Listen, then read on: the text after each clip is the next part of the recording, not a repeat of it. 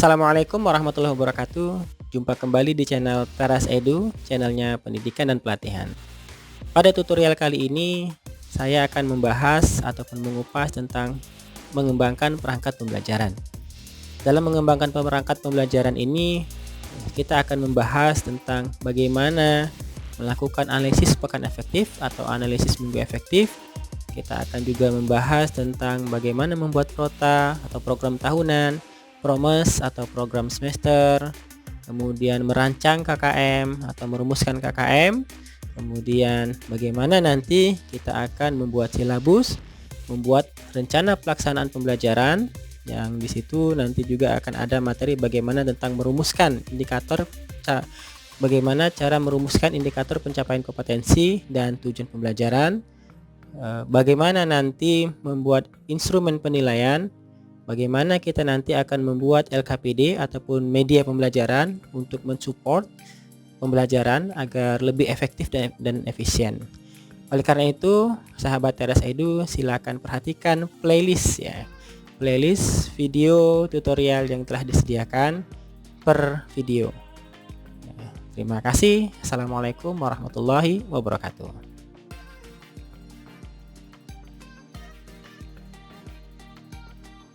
Pada pertemuan sebelumnya kita telah membahas tentang menyusun rincian pekan atau minggu efektif, ya, dimulai dari menganalisis kalender akademik sampai diperolehlah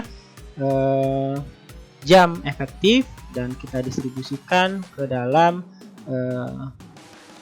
beberapa pasang KD yang harus kita selesaikan dalam satu semester. Dan pada saat itu kita hanya membahas untuk semester ganjil, dan untuk semester genap silakan adik-adik lakukan di rumah untuk latihan.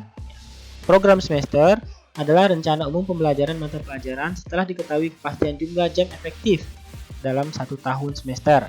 Nah, kita tadi telah mengetahui untuk matematika kelas 7 ada 85 jam efektif ya.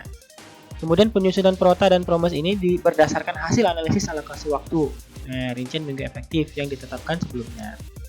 Hasil penyusunan prota dan promes inilah yang nantinya sebagai dasar untuk menyusun rencana pelaksanaan pembelajaran. Adik-adik nanti di RPP nanti ataupun di silabus itu sudah terlihat bahwa ada KD ataupun untuk menyelesaikan satu pasang KD itu kita membutuhkan berapa JP. Inilah dasarnya dari rincian minggu efektif yang diturunkan ke dalam prota dan promes. Pada sisi lain, berdasarkan prota dan promes, ini pula nantinya kepala sekolah ataupun pengawas bisa mengetahui atau mengontrol apakah unit-unit pembelajaran telah dilaksanakan oleh guru atau belum. Nah, biasanya, misal contoh nih, kepala sekolah akan melakukan supervisi akademik. Kepala sekolah akan melakukan supervisi akademik pada guru ya. Ini saya contoh ya. Saya contoh ambilkan satu promes saja ya. Kepala sekolah akan mensupervisi akademik pada seorang guru matematika kelas 7. Dia akan menyampaikan, saya akan mensupervisi kegiatan pembelajaran Bapak Ibu guru yang ngajar di kelas 7 pelajaran matematika pada pekan kedua. Nah, pada pekan kedua berarti si kepala sekolah tersebut akan memperhatikan, akan menyimak sang ibu guru ini mengajarkan tentang ini, menyelesaikan masalah yang berkaitan dengan bilangan bulat bilangan bulat sebagai bilangan berpangkat bulat positif ya. Bilangan bulat besar sebagai bilangan berpangkat bulat positif. Nah, berarti si guru harus menyiapkan perangkat pembelajaran pada minggu kedua bulan September. Terus nanti kepala sekolah akan melihat sesuai nggak, apakah si ibu ini mengajarkan KD 4.3 atau malah mengajar KD 4.2. Nah, jika si guru ini mengajar 4.3 berarti ini sudah sesuai dengan prosem atau promes yang telah dibuat oleh guru tersebut. Tetapi jika tidak sesuai, si guru mengajar tentang KD 3.2 misalnya atau 4.2, nah, maka di sini kepala sekolah bisa mengidentifikasi bahwa si guru, mohon maaf sebelumnya, guru tersebut telah guru tersebut telah mengajarkan tidak sesuai dengan rencana ataupun program semester yang telah beliau buat, atau dengan kata lain ada kendala ataupun ada masalah yang dihadapi guru dalam membelajarkan materi di KD 3141 ataupun 3242, sehingga si guru tersebut ya memiliki keterlambatan untuk menyelesaikan, untuk mempelajari atau untuk mengajari materi yang terdapat pada KD 4.3. Kalau seandainya si guru tersebut pada saat kepala sekolah melakukan supervisi, guru tersebut hanya baru mengajarkan sampai KD 4.2. Itu ya catatannya ya adik-adik ya. Nah ini gunanya tadi yang tadi saya sampaikan terkait dengan prosem ini tadi atau promos ini tadi. Nah, lantas apa yang harus dilakukan untuk membuat promos? Hal yang perlu dilakukan oleh guru ataupun adik-adik mahasiswa dalam menyusun prota ataupun promos antara lain. 1. Mendaftar kompetensi dasar pada setiap unit berdasarkan analisis kompetensi inti, kompetensi dasar, dan indikator. Nah, di sini seyogyanya di dalam promos ini ada indikator agar memiliki keterjelasan. Namun dalam kegiatan ini cukup kita cantumkan saja KD-nya, satu pasang KD. Oke. Selanjutnya, mengisi jumlah jam pembelajaran setiap unit berdasarkan hasil analisis rincian minggu efektif. Nah, tadi telah kita tentukan bahwa untuk satu pasang KD yang pertama ini ada 10 jam. Pasang KD yang kedua ada 15 jam. Sampai totalnya itu adalah 85 jam pelajaran. Oke. Selanjutnya itu adalah menentukan materi pokok pada setiap kompetensi dasar. Oke. Yang keempat, membagi habis jumlah jam pembelajaran efektif dalam 1 tahun atau 1 semester. Oke. Nah, yang selanjutnya ini membagi jam. Nah, perhatikan dalam rangka membagi jam. Adik-adik, mohon maaf ya sebelumnya. Ini kita anggap tadi 2, 3, 4. Ya. Tadi telah kita lihat ya, untuk jumlah jam, jumlah minggu efektif, untuk membagi kolom ini kita harus menyesuaikan dengan jumlah minggu yang telah kita tentukan sebelumnya ya adik-adik ya. Yang telah kita tentukan sebelumnya di RPI ini. Nah, jumlah pekan, banyaknya pekan 4 pekan, 4, 5, 4, 4, 5. Di sini saya buat. Nah, di sini seyogyanya mohon maaf ya, saya kurang ya sepertinya. Kalau saya insertkan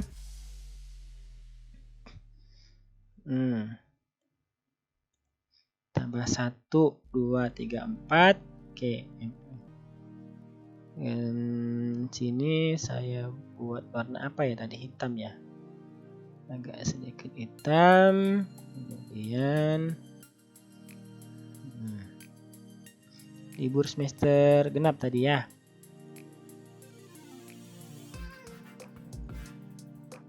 Oke, libur semester genap. Oke ya. Ini ada 4 pekan ya, ada 4 pekan.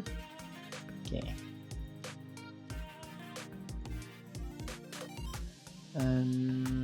Sebentar. Ya.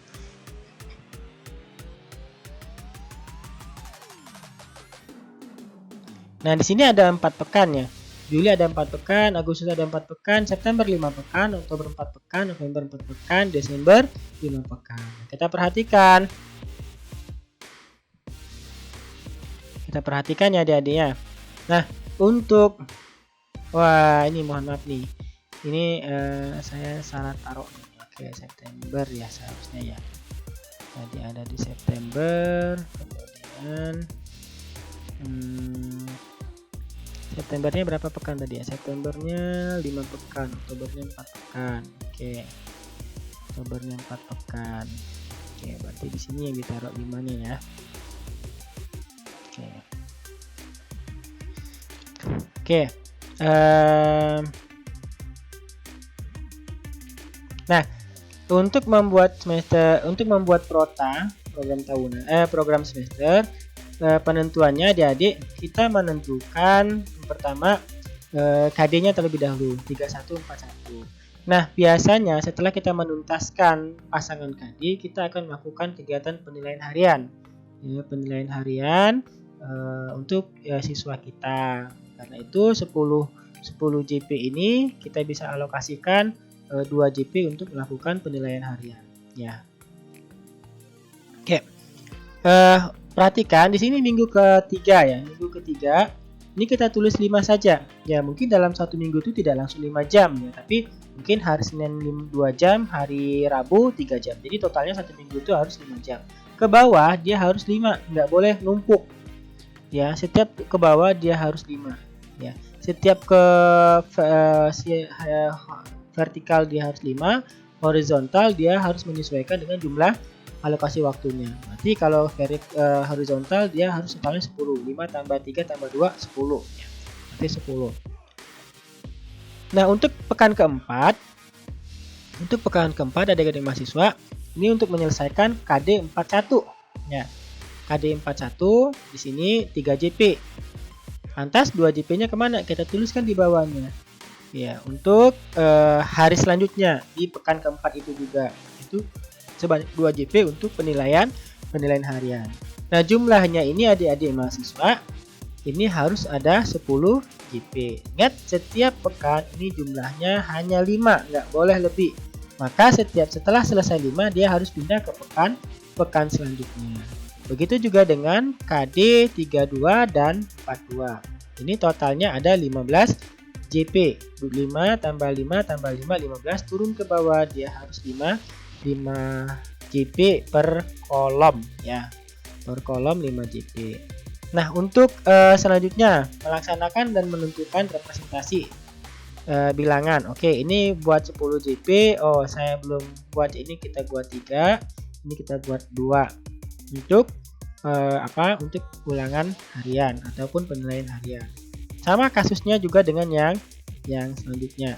Oke, kita lanjutkan kembali bahwa setelah kita menyusun program semester ini, nanti adik-adik silakan dibuat masing-masing KD. Ini ada penilaian harian. Setelah menyelesaikan satu blok KD, itu kita melakukan kegiatan penilaian harian. Satu blok KD melakukan kegiatan penilaian harian. Satu blok KD melakukan kegiatan penilaian harian.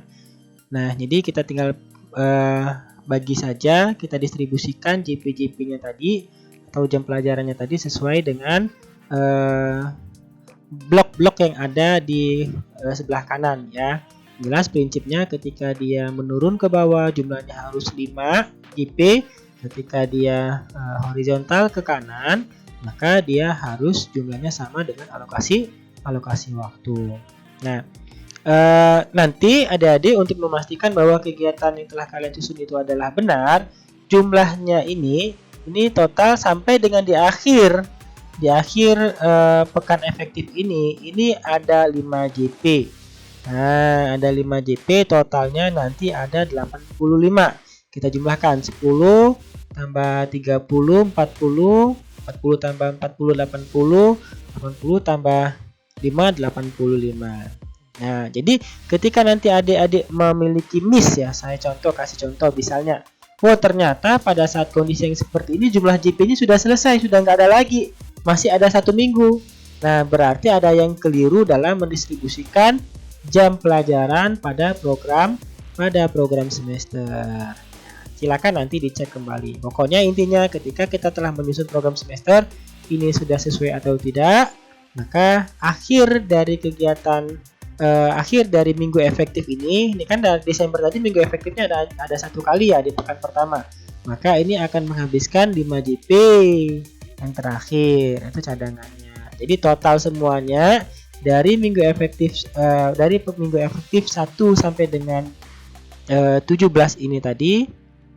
Ya, kita hitung ya 17 tadi ya minggu efektifnya ya.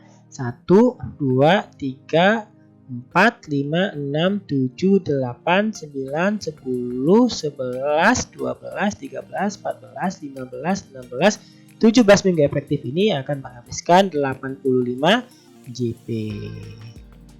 Baik adik-adik, itu saja dari saya terkait dengan ulasan ataupun penjelasan bagaimana menyusun program semester atau PROMES. Semoga bermanfaat.